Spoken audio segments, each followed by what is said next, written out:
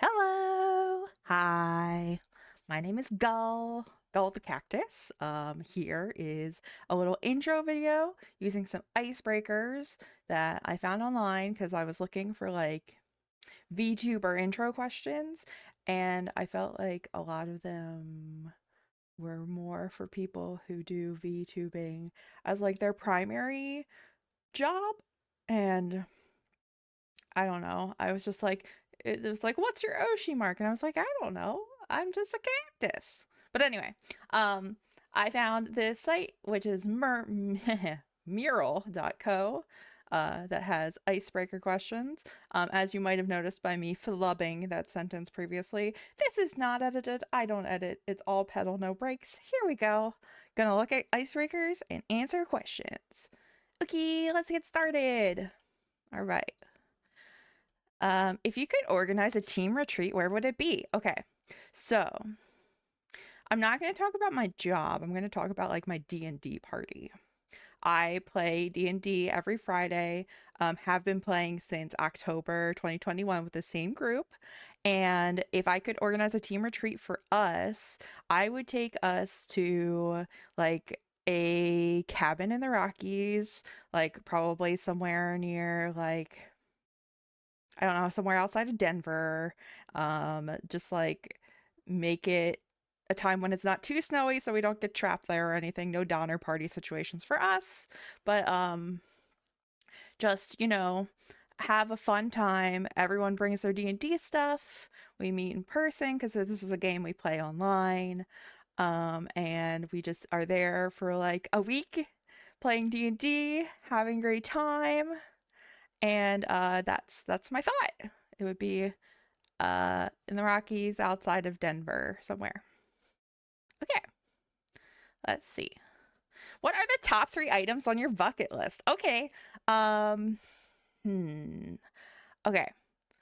I think okay, the big one is I've been to like a handful of national parks, like United States national parks, and I would love to get to a national park in every state. If not every like recognized like national park on like the big level. I know there's a lot of like smaller national parks that fall under like National Park Service, but I'm talking about like the big like premier ones, the flagship ones. I especially want to go to like Sequoia, and I've never been to Yellowstone. I have been to like places like Bryce Canyon and Zion and Joshua Tree, and those are all amazing. I'm a cactus, so I have a fondness for the desert. So that's definitely one. Top 3 items on my bucket list. I want to, I would like to be a published author someday. I have aspirations to writing novels. I've started novels, I've written all kinds of things. That would be really cool. It would be very cool to be a VTuber and author. Uh, um, Third thing on my bucket list would be this is random, but like when I in high school and college, I took a lot of history classes, and I was really, really fascinated with Constantinople slash Istanbul and like the history there. I think I would really like to travel to Istanbul someday, see the city, see the sights. I remember playing Assassin's Creed Revelations and like having the time of my fucking life. I want to see the Hagia Sophia in person. That would be amazing. Okay, next icebreaker. What subject do you wish was taught in every school? I mean, I think art, like physical media, but also digital media. Like, I think art is taught in schools, but I don't know. I think like something that would be, it doesn't need to be art necessarily. It needs to be something creative. I think something that's very important that a lot of people miss out on is having a like creative work with your hands type of um, coping mechanism or self-soothing mechanism. And so for me, digital drawing using my iPad is a big one. That helps a lot. But like that's not the only like coping slash soothing mechanism I have. It's just like the most maybe creative one I have besides writing or like creating things for DMing or GMing a TTRPG game, that sort of thing. But I think those kinds of things like writing and GMing and like all of that require a little bit more um like pointed focus that maybe is not necessarily something that you want or are able to do when you are like needing a coping mechanism. So like I think art or some sort of craft or something, just something creative and physical needs to be taught in every school at every level. Like it's very important, not just for children or young adults or like teens to have those kinds of creative outlets. It's essential for adults to get that too. Okay. What piece of advice would you give to your 16-year-old self? Oh my goodness. Okay. Well, I think the first piece of advice I would give is you have ADHD, you should get it diagnosed. It will help your life. Um, but if I'm talking like advice, it would be to realize your own creativity and positive spirit and just the value you bring to other people just by being happy and being you, and not to believe otherwise. Just know that you make a positive impact on the people who love and care about you, and believe it. Buy into your own hype.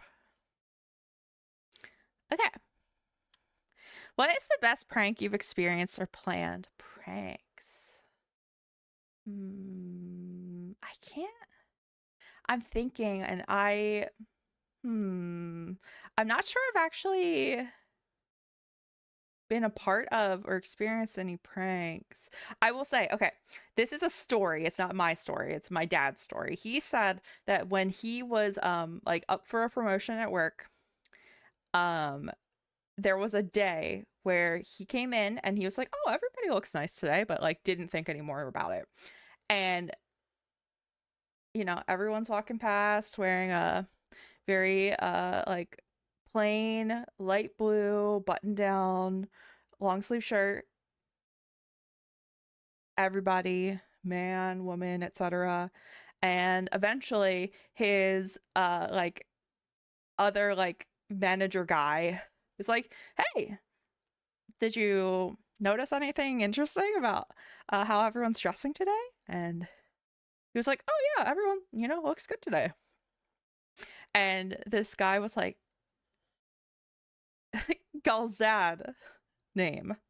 We're all wearing blue shirts and gray slacks, and that's what you wear basically every day. We all were. It's dressed like Gull's dad day.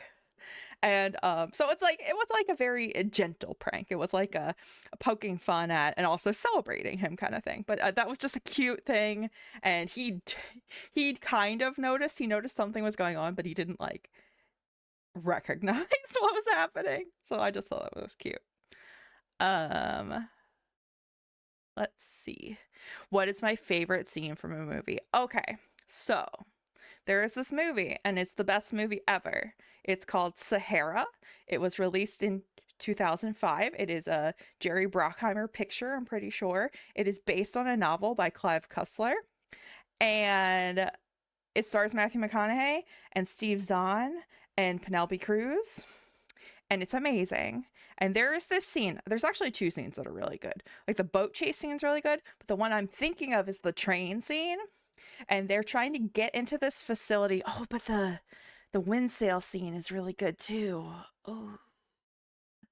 They're all good. All the action sequences are good. But the first thing I thought of was the train sequence. And so they're trying to get into this facility, and they know that this train will go into the facility and get past the gates or whatever. And so they are in the middle of the Sahara Desert and they have these camels that they were riding. And so you just see this like establishing shot of this train, and there's like a guard, an armed guard on the train looking, and he's like, why the fuck are there just 3 camels sitting out here next to the train tracks? What is that about? And as that goes past, out from under the sand comes our 3 protagonists, and they hop on their camels. They had buried themselves in the sand, and they hop on the camels and they race after the train, and they jump to the train, and it's a really cool sequence. Anyway, Sahara's a great movie. You should all watch it, love it, believe it, worship it, etc. Okay. Would I rather be a whale or a lion?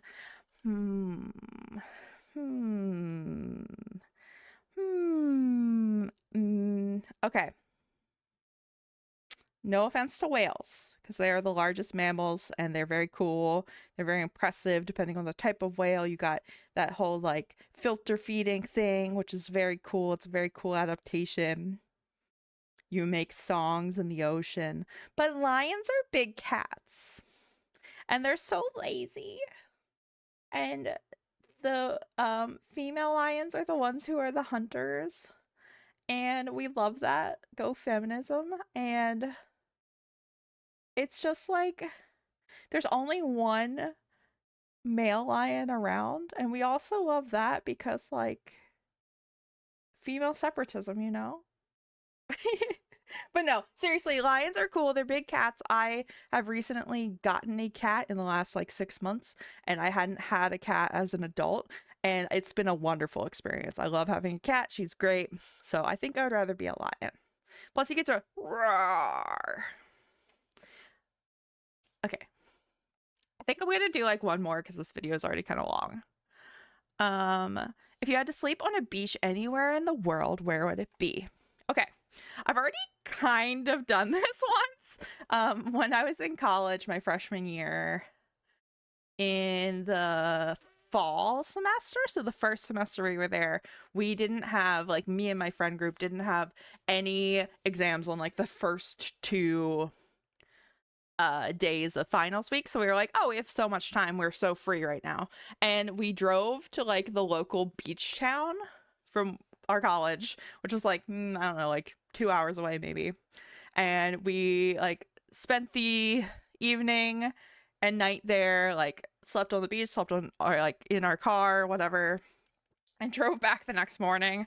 It was actually like probably a little ill-advised because we were all very sleepy. There was some like very tired driving. I don't recommend tired driving. It's impaired driving, and you should be always cautious and careful and safe when you are driving. But it was fun. So like that was really fun.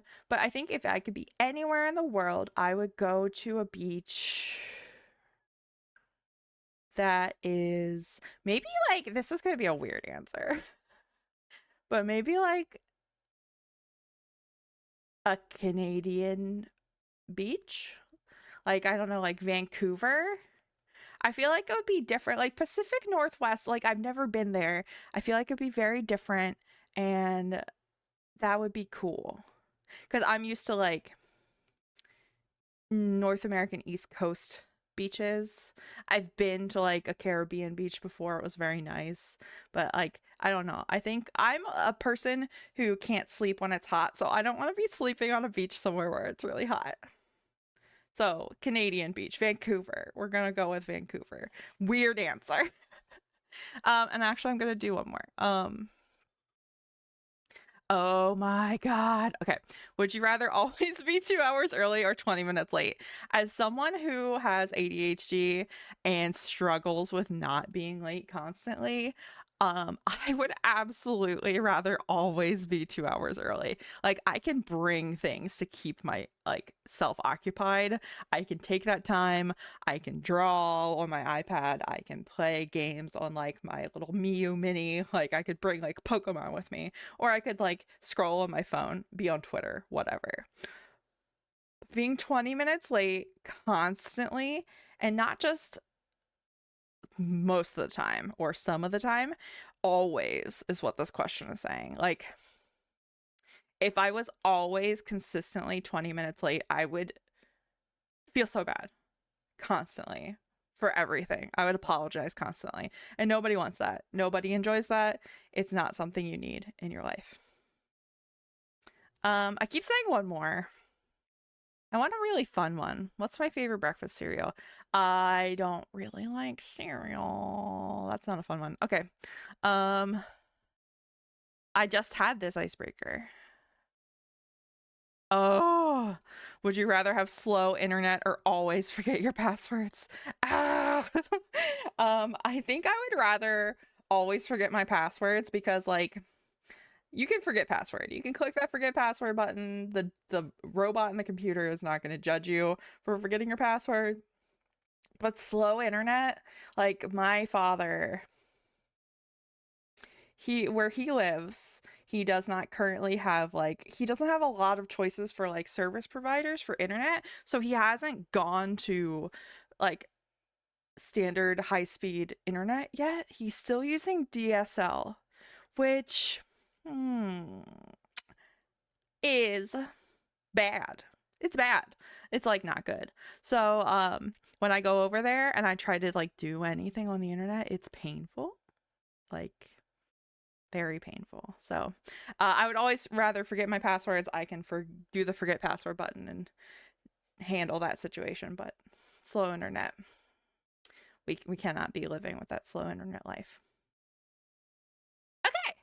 I want to click the button again. What is my go-to karaoke song? Oh my god. Okay.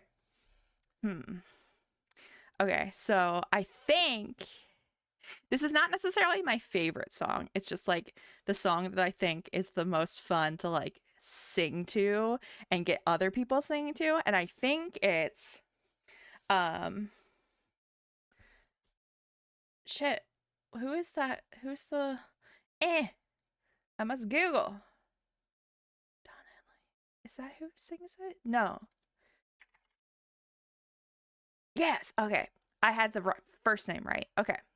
So, my favorite song for karaoke and like just in general to sing along to is American Pie by Don McLean, because it's just like there's like fast belty moments, well not super fast, but there's like belty moments, there's like group like get together emotional moments, there's like all kinds of like it's great. It's just I think my favorite verse is the second one where it's like um the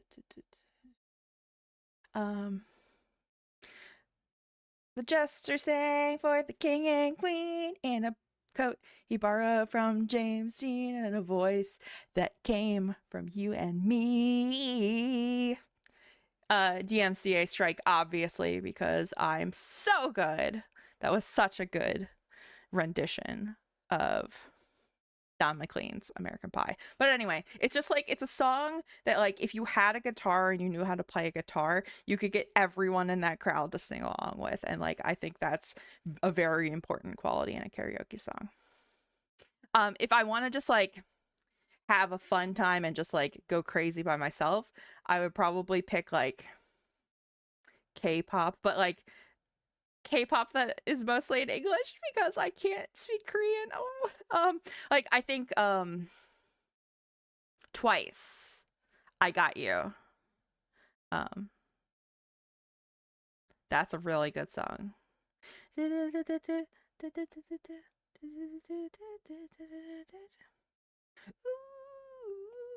No matter what we got, or you got me, I got you. Okay. Anyway, so sorry for subjecting you to that, but good song. Love to sing it in the car. So if it was like karaoke with a group and I'm trying to get people to sing along, it's American Pie. If it's like singing by myself, it's I Got You by Twice. I think it's by Twice. I'm gonna be wrong and cry as a fake K-pop fan. But anyway, thank you if you've watched all the way through this video. It got way longer than I thought, and there was singing involved, which I didn't expect, so apologies for that. But I am and have been Gull the Cactus. You can find me on Twitter at Gull the Cactus. You can find me on Twitch at Gull the Cactus. I guess if this was an intro video, I guess I should kind of explain where that comes from. So the like lore is that I was a plant that came to life because of my interaction with Celine Whitetail, who is in fact a druid. And